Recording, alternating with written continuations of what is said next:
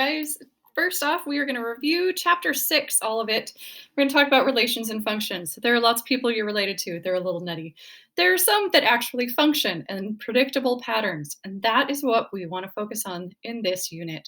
Functions. So, the first thing you learned is to analyze an input-output table.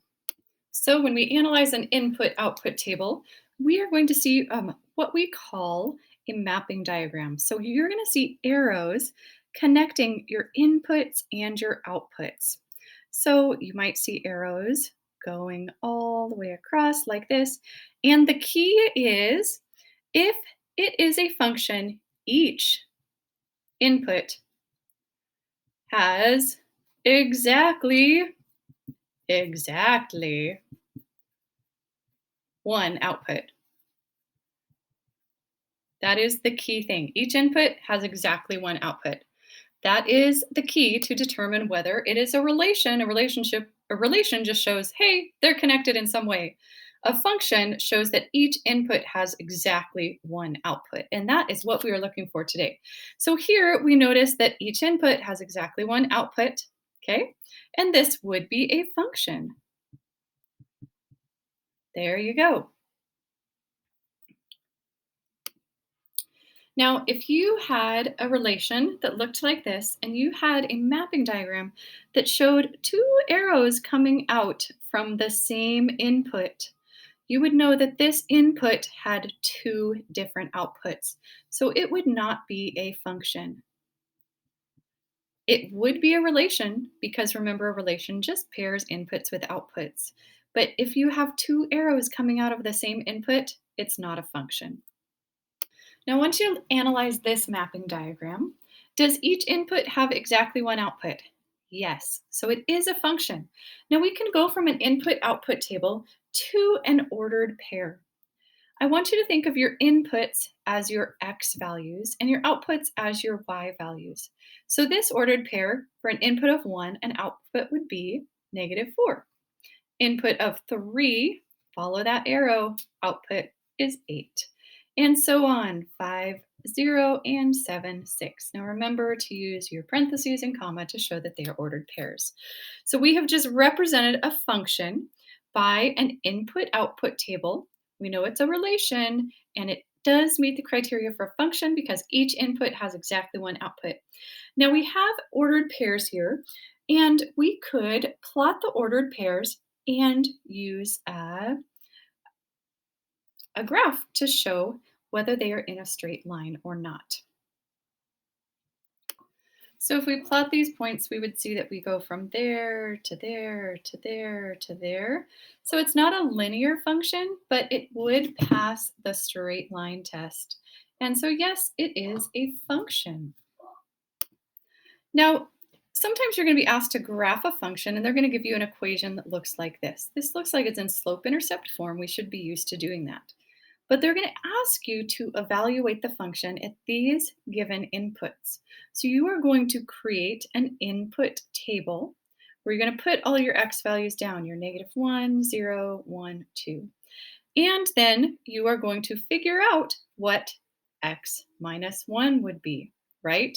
Because that is going to give you your output. Your output y is equal to x minus 1. So we could say this is y or this is x minus 1, right? So x minus 1, here this would be -2, -1, 0, 2 minus 1 is just 1. So now we have our input, output, and we can make ordered pairs from these. -1, -2, and you guys see how this goes right here. So we just went from an equation, okay? That's our step 1, equation. Make a table of inputs and outputs. Okay, they give you your inputs. You have to say, all right, if I put in -1 for x, -1 minus 1 equals -2. And that's what this is right here. And then from your table of values, you can write ordered pairs, and then you can graph those and connect the dots to see if you have a straight line. Another thing you're going to be asked to do is find the value of y for a given value of x. So when x is -4, what is y? That's all they're saying. So anytime you see this x, you're going to say 2 times x is -4 minus 3. So that's what we have. So y equals -8 minus 3, y equals -11. So you found the value of y for the given value of x. Now you have this table of values and you're asked to write a linear function. So you're going to analyze what's going on here, and typically you will look at the change in value here. So this is going up by 2 each time. Okay, we're adding on 2. And here we are adding 0. Woo! So you're noticing that there is really no change down here. You would say for any given value of x, y is -7. If you were to graph that, it would look like a horizontal line right here. Now the horizontal line does pass the linear or the straight line test. So your equation would be y equals -7. Okay, that was a little too easy.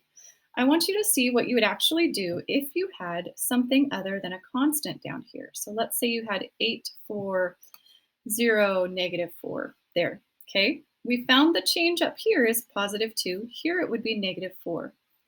Okay, when you have a table of values and you have a constant rate of change, you can find the slope. It's the change in y over the change in x, which would mean -4 over 2 is our slope.